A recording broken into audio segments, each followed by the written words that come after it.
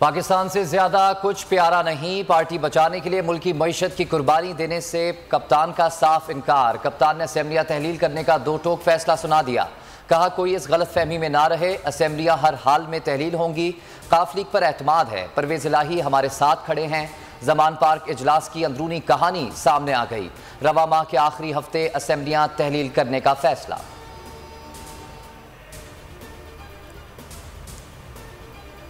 इमरान खान की ख्वाहिश है कि असेंबलियों की तहलील में ताखीर न की जाए। हमारी ख्वाहिश है कि पंजाब में और खैबर पख्तूनख्वा में माह रमजान से पहले इलेक्शंस का प्रोसेस मुकम्मल हो चुका हो। हम हरगिज कोई ऐसा कदम नहीं उठाना चाहेंगे जिससे मुल्क को नुकसान हो या मुल्क के किसी इदारे को नुकसान हो। जमान पार्क में तहरीक इंसाफ के बड़ों की बैठक। शाह महमूद कुरैशी ने कहा इमरान खान की ख्वाहिश है असेंबलियों की तहलील में देर न की जाए। मुल्क के मसाइल का वाहिद हल इंतखाबात हैं। हम ऐसा कोई इकदाम नहीं उठाएंगे जिससे मुल्क को नुकसान हो। फवाद चौधरी ने कहा पंजाब असेंबली के स्पीकर और दीगर लोग हमारे साथ खड़े हैं। हुकूमत इमरान खान को नाअहल करना चाहती है जिससे मुल्क को नुकसान होगा।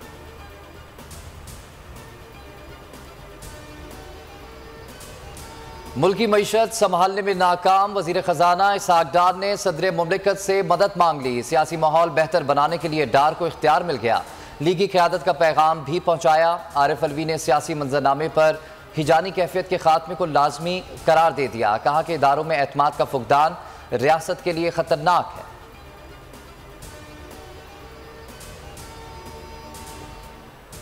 अरशद शरीफ कत्ल केस सुप्रीम कोर्ट का आज नई तहकीकाती टीम बनाने का हुक्म। चीफ जस्टिस उमर अता बंदियाल ने रिमार्क्स दिए।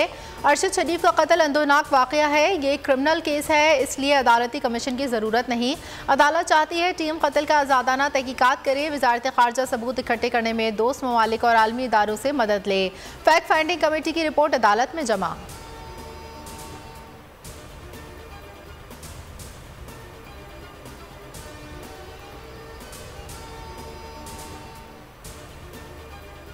सिर्फ अपने बेटे के लिए इंसाफ चाहिए। शहीद अरशद शरीफ की बूढ़ी वालदा की व्हील चेयर पर सुप्रीम कोर्ट में दुहाई।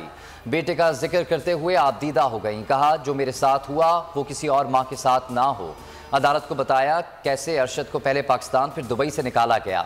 जिन लोगों ने पाकिस्तान और दुबई से निकलवाया उनके नाम लिखे हैं।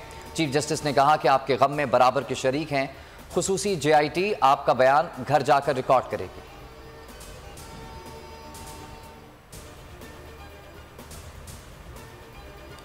एटलीस्ट कि सोमोटो हुआ और जो है वो केस जो है वो शुरू हुआ, क्योंकि पहले तो ये कुछ भी नहीं हो रहा था। इतने मतलब आपको पता है कि दिन हो गए थे और इस तरह होता है कि जब इतने दिन गुजर जाए जो शवाहिद मिटाए जाते हैं।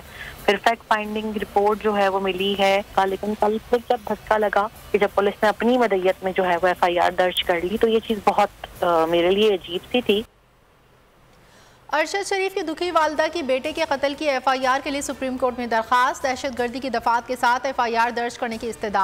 मौक़िफ़ अपनाया। अरशद शरीफ का कत्ल दहशत गर्दी है, साजिश के तहत कत्ल किया गया। तहरीक अदम एतमाद के बाद सख्त नताइज की धमकियाँ।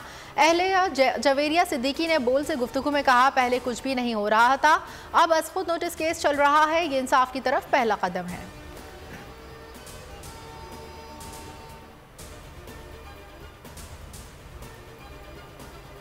अरशद शरीफ को मनसूबा बंदी के तहत कत्ल किया गया। कीनिया में मेज़बानों का किरदार तहकीक तलब है। फैक्ट फाइंडिंग कमेटी की रिपोर्ट में इंकशाफात। रिपोर्ट के मुताबिक अहम किरदार अरशद शरीफ से राब्ते में थे। हुकूमत तब्दीली के बाद अरशद शरीफ के ब्रिगेडियर शफीक से इख्तलाफात हो गए थे।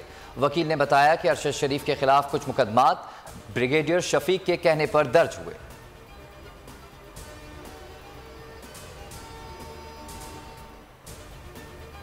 पोस्टमार्टम रिपोर्ट के लिए हाई कोर्ट गए थे। 11 नवंबर को रिपोर्ट मिली। 600 सफ़ों को रिपोर्ट में से चीफ जस्टिस के पास 60 से 80 सफ़ात पहुंचे। अरशद शरीफ के वकील की बोल न्यूज़ से गुफ्तगू।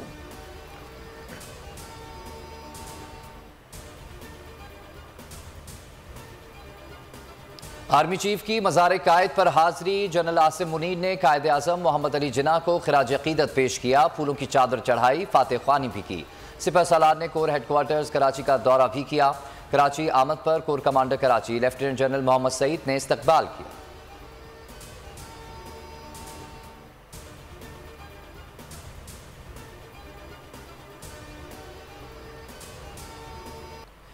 अमरीका पाकिस्तान से शराकत और दोस्ताना ताल्लुकात में इजाफे का ख्वाहिशमंद। अफगानिस्तान में दहशतगर्दी के खतरात से निपटना लाजमी हो गया। तर्जुमान अमरीकी महकमा खारजा की ब्रीफिंग, कहा पाकिस्तान से international military education and training programme का ताउन जारी है। नेड प्राइस ने कहा तालिबान वादों को पूरा करने के काबिल नहीं, अमरीका आलमी अमन के लिए अपनी जिम्मेदारी निभाता रहेगा।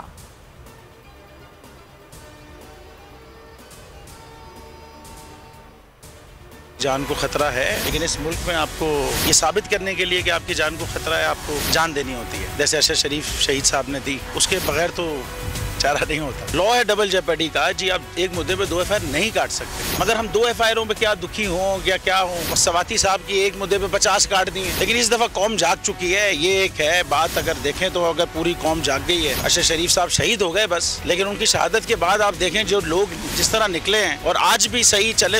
एक सो मोटो हुआ ना, हम ना बिकेंगे, ना हम झुकेंगे, ना हम डरेंगे। ये बिल्कुल तय हकीकी सहाफत करते रहेंगे। हमारा ये कारोबार नहीं, हम हकीकी सहाफत करें। बोल न्यूज़ हकीकी सहाफत का अलंबरदार। हर चैलेंज, हर मुश्किल के सामने बोल खड़ा रहा, बोल डटा रहा। बोल ने हमेशा हकीकी सहाफत का प्रचार किया, अवाम को हक और सच दिखाया। साइफर से हकीकी आज़ादी मार्च तक बोल कभी झुका नहीं, बोल कभी बिका नहीं। बोल अवाम की दुआओं का तलबगार।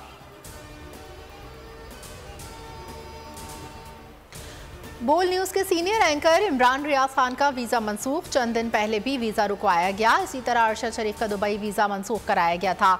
इमरान रियाज का ट्वीट, कहते हैं बोल न्यूज़ पर कुछ लोगों को निकालने के लिए दबाव है। बोल न्यूज़ दबाव के बावजूद डटा हुआ है।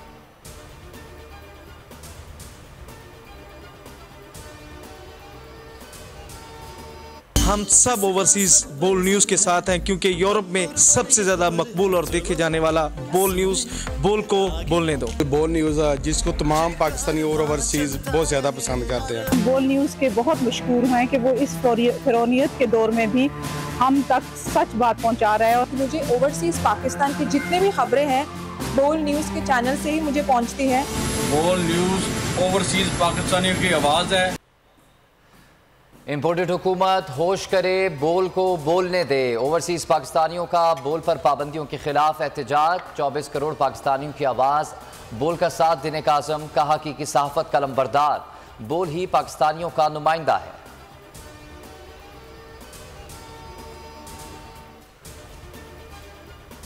नून लीग की नाअहल हुकूमत ने पाकिस्तान को बहरानिस्तान बना दिया। मुल्क पर ग़िज़ाई बहरान मंडलाने लगे। सोयाबीन के कंटेनर्स रोकने से फैसलाबाद में पोल्ट्री की सनत तबाह। फार्मर्स फीड दस्तयाब न होने से परेशान। मुर्गी का गोश्त नायाब होने का खदशा। पोल्ट्री फार्मर्स की हुकूमत से सोयाबीन के कंटेनर्स रिलीज करने की अपील।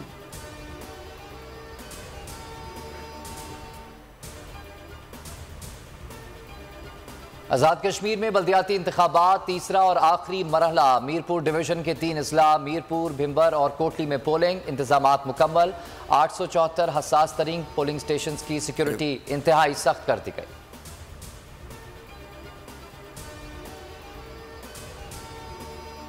कराची के इलाके इब्राहिम हैदरी के करीब हादसा। ट्रेलर की टक्कर से 2 मेहनतकश जाँ बहाक। एक मजदूर की शनाख्त जफर इकबाल के नाम से हुई है, दूसरे की नहीं हो सकी। लाशें जन अस्पताल मुंतकिल।